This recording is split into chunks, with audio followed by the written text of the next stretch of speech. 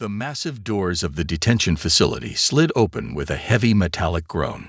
General Dax's footsteps echoed through the corridor, each step making the metal floor vibrate under his enormous weight.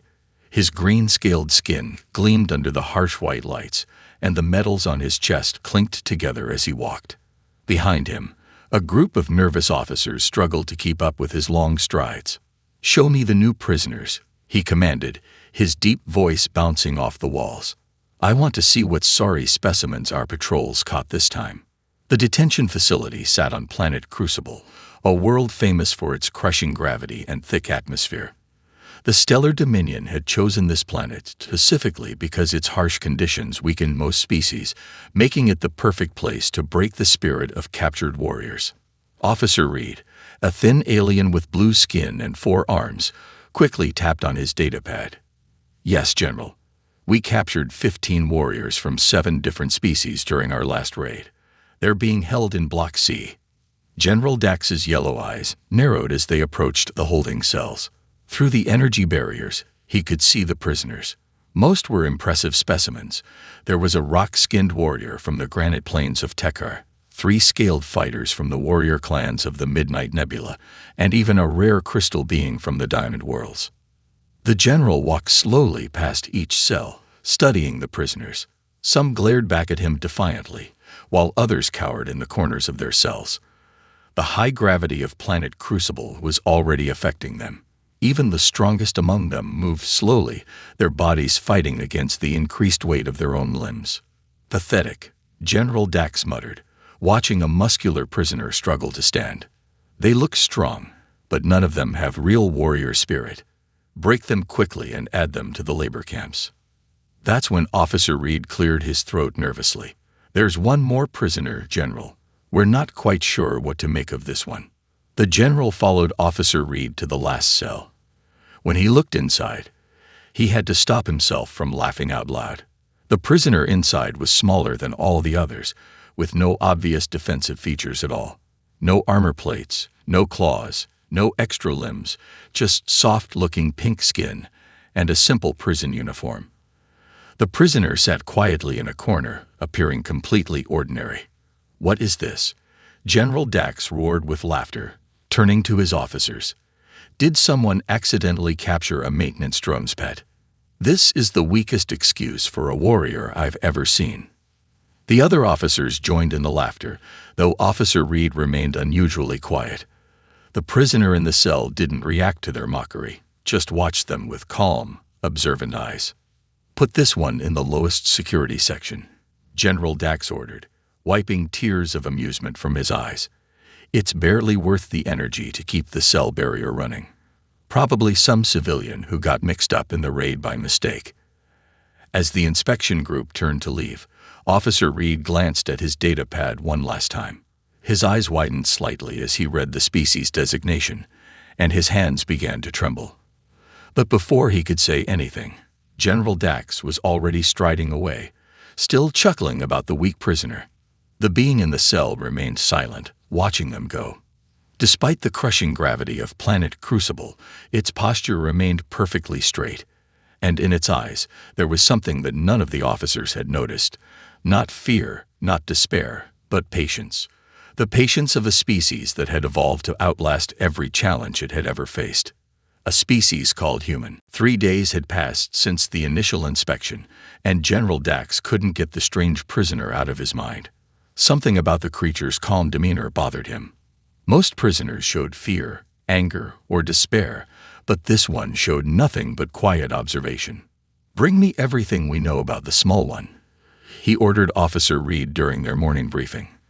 The blue-skinned officer's 4 hands moved quickly across multiple datapads. "The prisoner calls himself Tom," Officer Reed reported. "He was captured during the raid on Trading Station 7, where our forces found him fighting alongside the station's defenders." General Dax frowned. "Fighting? That weak thing."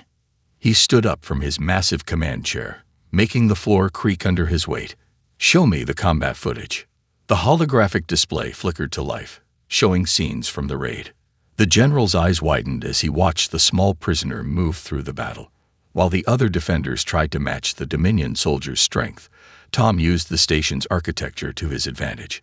He was never where the soldiers expected, appearing from vents and maintenance tunnels, striking quickly and vanishing again. Interesting tactics for a weak species, General Dax muttered. But tricks and hiding spots won't help him here on Crucible. He turned to his officers. Move him to the main holding area with the other prisoners. Let's see how he handles himself there. The transfer happened during the facility's designated rest period. 2 guards moved Tom from his isolated cell to the large common area where the other prisoners were kept. The space was designed to force interaction, with nowhere to hide and constant observation. The other prisoners took notice immediately. The rock-skinned warrior from Tekker, nearly 3 times Tom's size, approached first. His heavy footsteps shook the floor as he walked, each step a struggle against Crucible's intense gravity. "Look what they sent us." The warrior rumbled, his voice like grinding stones. "A soft thing that will break in the first hour." The other prisoners gathered around, forming a circle of towering aliens all staring down at the human. Tom stood quietly in the center, his posture relaxed despite being surrounded by creatures that could easily tear him apart. The rock warrior reached out with one massive hand, probably intending to lift Tom off the ground. But Tom wasn't there anymore. He had stepped aside with such casual ease that it took everyone a moment to realize what had happened. The rock warrior stumbled, thrown off balance by his own momentum and the heavy gravity. Before he could recover, Tom was behind him, speaking in a calm, clear voice. "I think we'd all rather rest than fight," he said.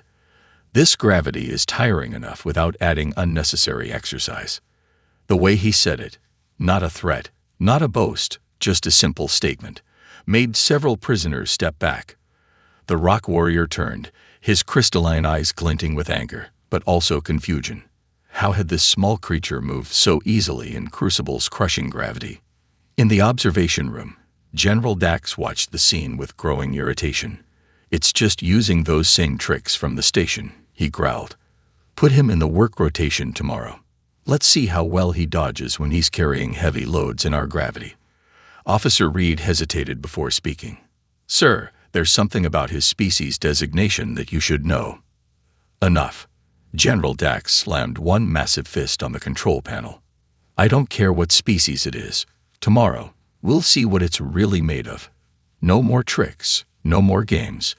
Just pure physical labor under Crucible's full gravity." As the general stormed out, Officer Reed looked back at the monitor. Tom was now sitting quietly in a corner, but his eyes were fixed on the observation room's camera. And despite everything, he was smiling slightly.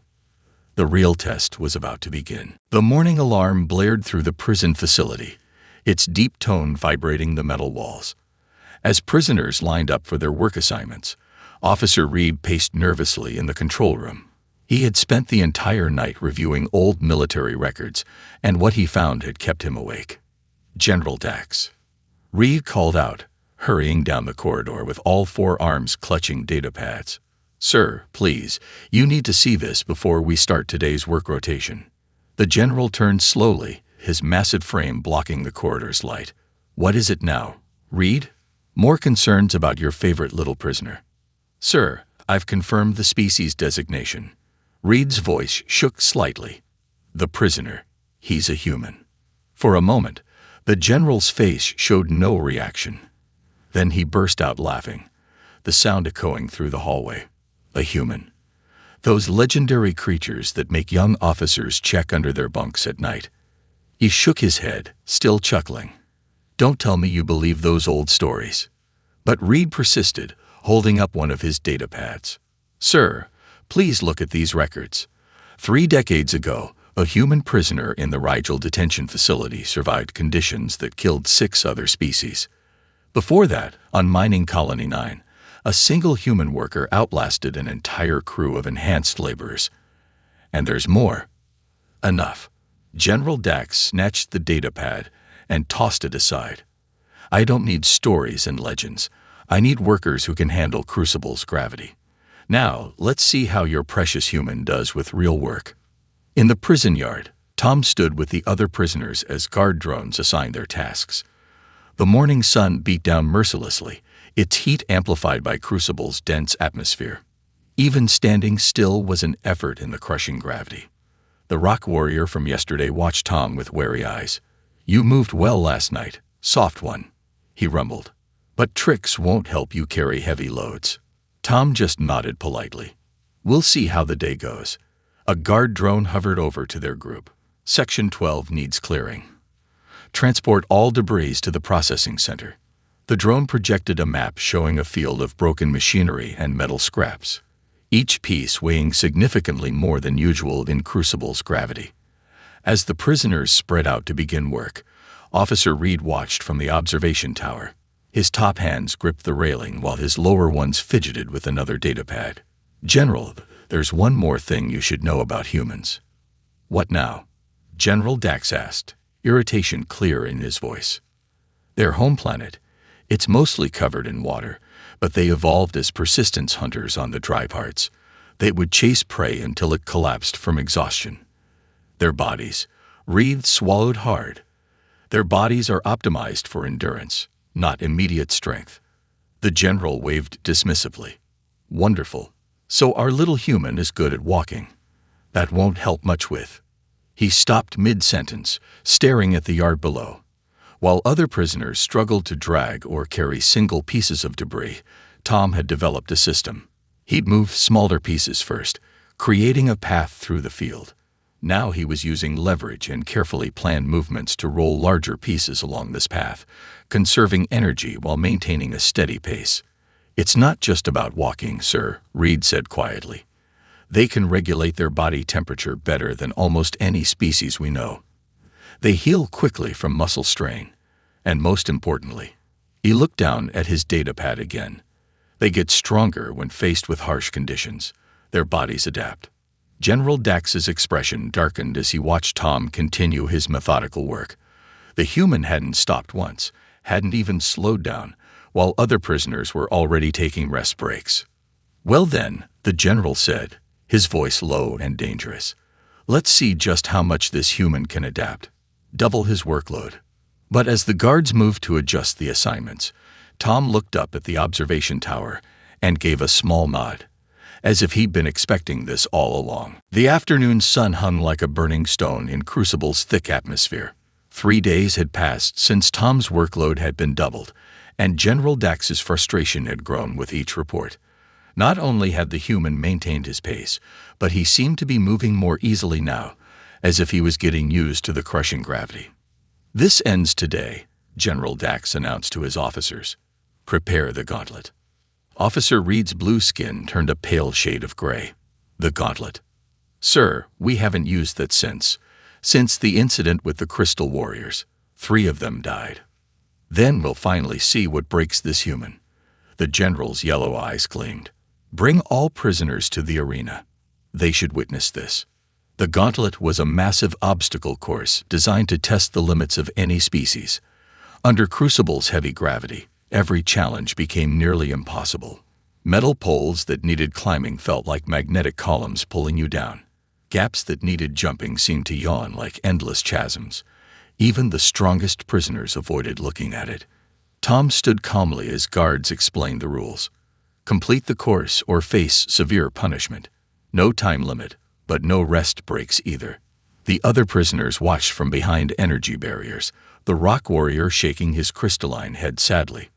"Begin." General Dax's voice boomed through the speakers.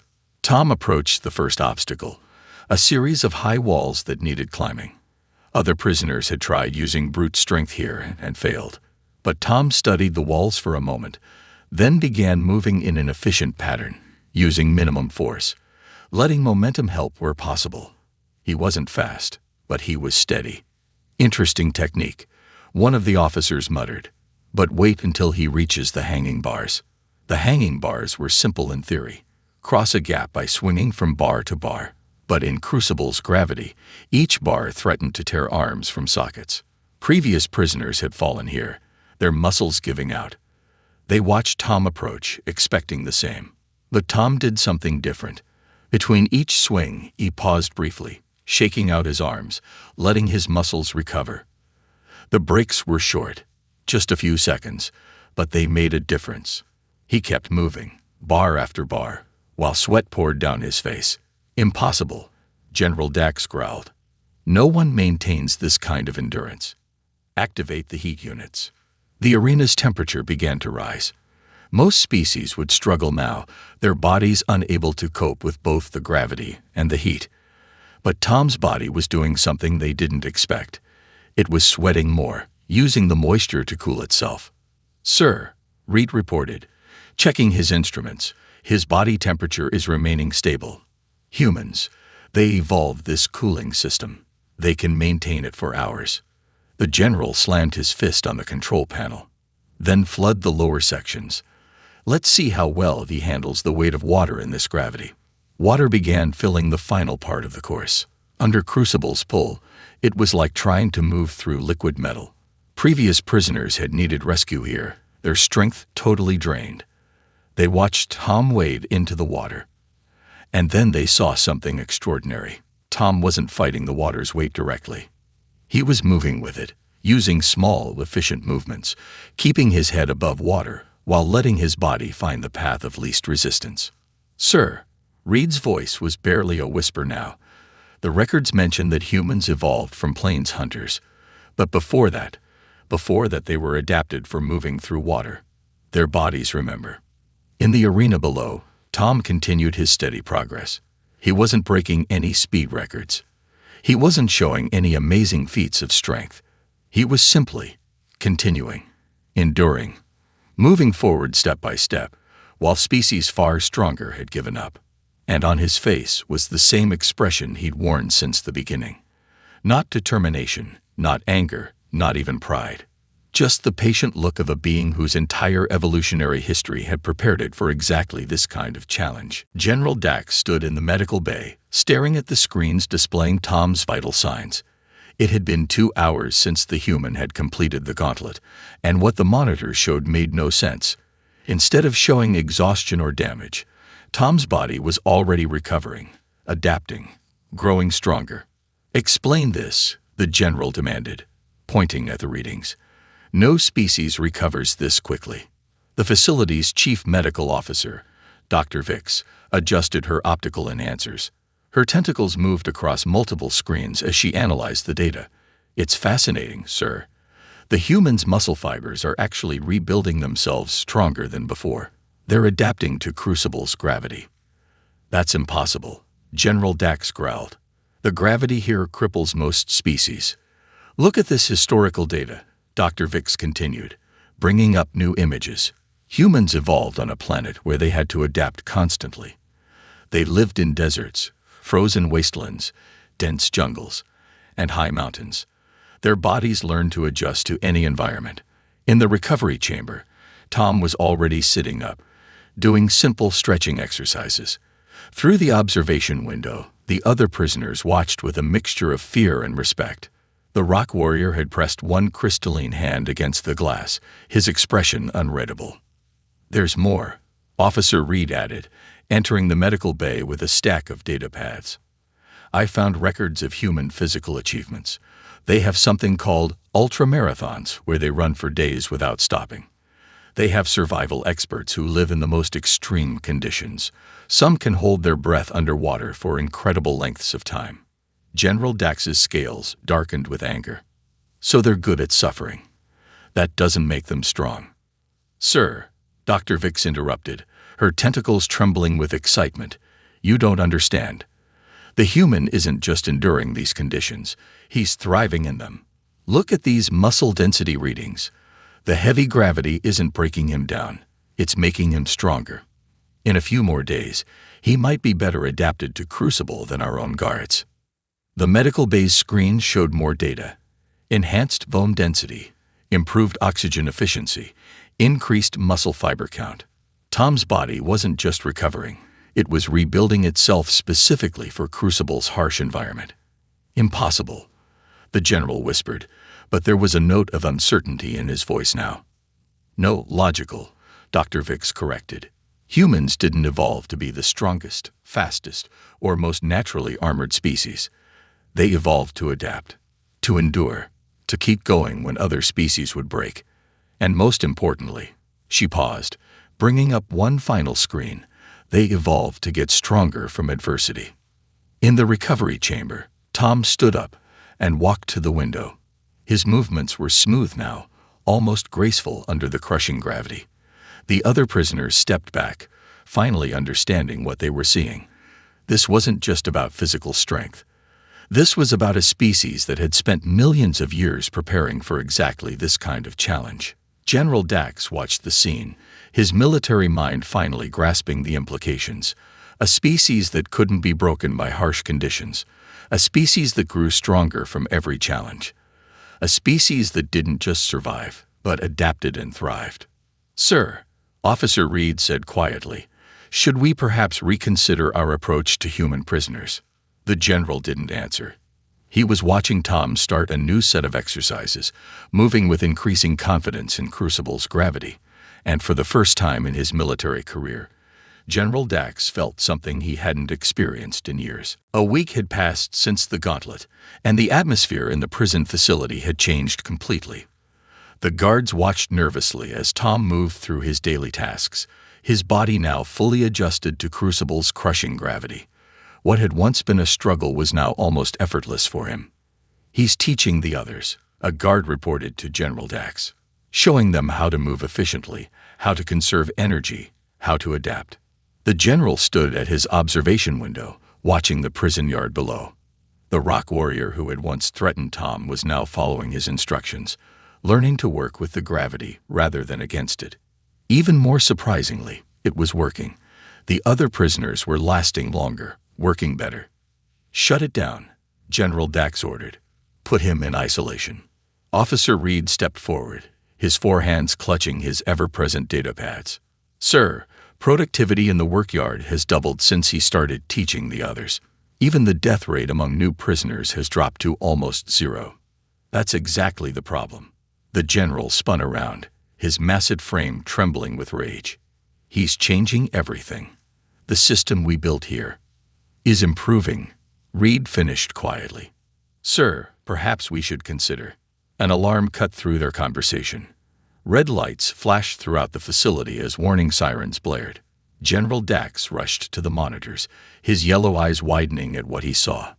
In the high-security wing, 3 massive prisoners, members of the warrior species known as the Titans, had broken free during transport.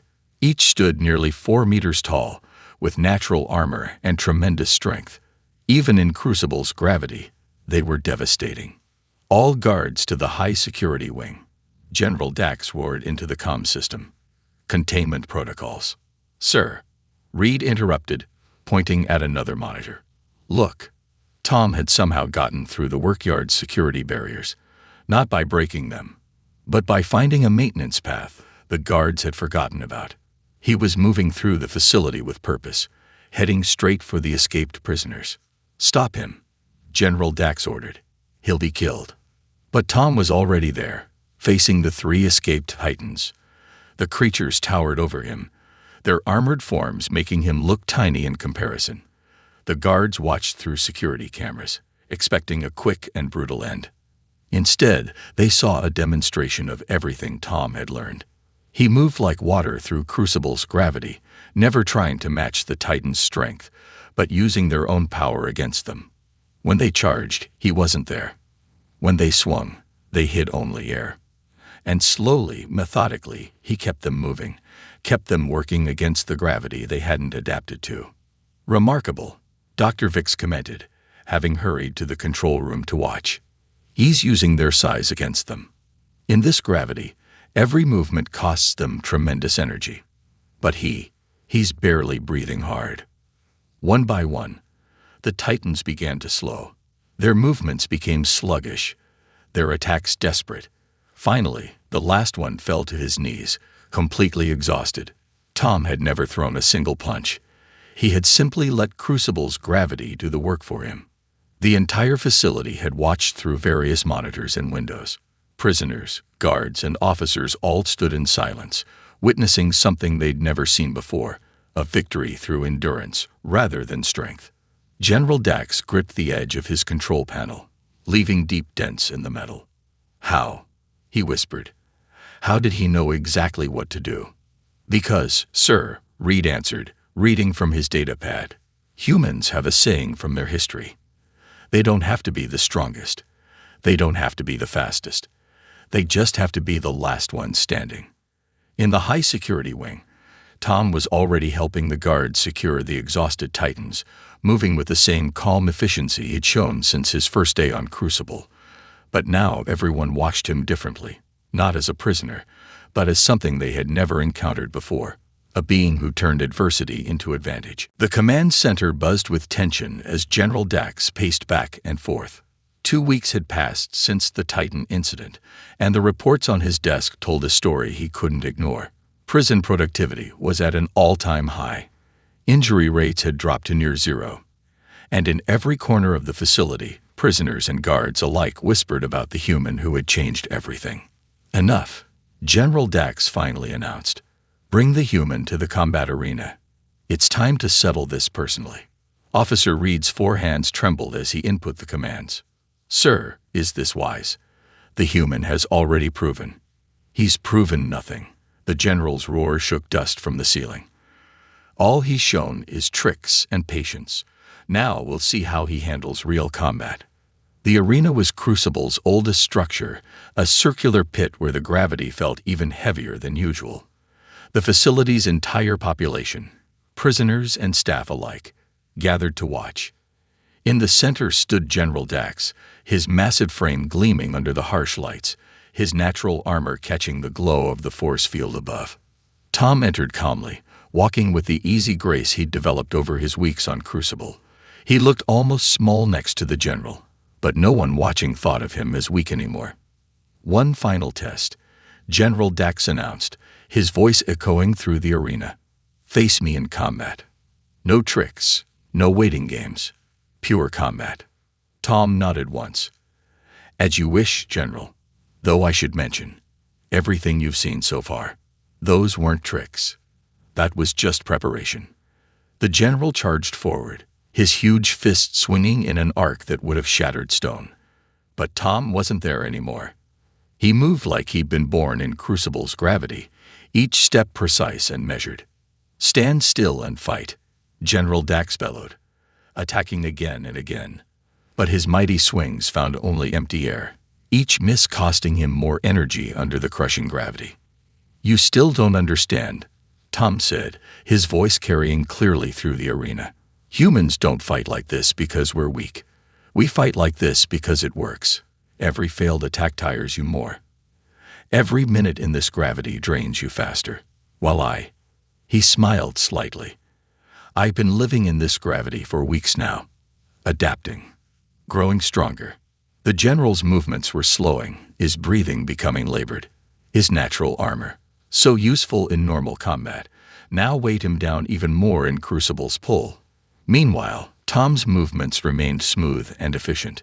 Impossible, General Dax gasped. No species adapts this fast. That's where you're wrong, Tom replied. Adapting quickly is exactly what humans do best. It's not about being the strongest today. It's about being stronger tomorrow than you were yesterday. The general launched one final desperate attack. This time, Tom didn't dodge. Instead, he stepped forward, using the general's own momentum and the planet's gravity to send the massive alien crashing to the ground. The impact echoed through the arena. General Dax tried to rise but found he couldn't. His body, strained by the gravity and exhausted from the fight, had finally reached its limit. He looked up at Tom with new understanding in his yellow eyes. How? He whispered. How did your species become like this? Tom offered his hand to the fallen general. We had to, he answered simply. Our world didn't give us armor or claws or overwhelming strength. Instead, it gave us endless challenges. So we learned to adapt, to endure, to grow stronger from every challenge we faced. The general took the offered hand and rose slowly to his feet. Around the arena, prisoners and guards watched in stunned silence as the facility's most powerful figure bowed his head to the being he had once laughed at. I understand now, General Dax said, his voice carrying to every corner of the arena. Strength isn't just about power. Sometimes it's about never stopping, never breaking, always adapting. Tom nodded. That's the real story of humanity, General. Not that we're the strongest, but that we never stop getting stronger. And in that moment, on a planet designed to break the strongest warriors in the galaxy, a new legend was born. The legend of the species that turned adversity itself into their greatest weapon.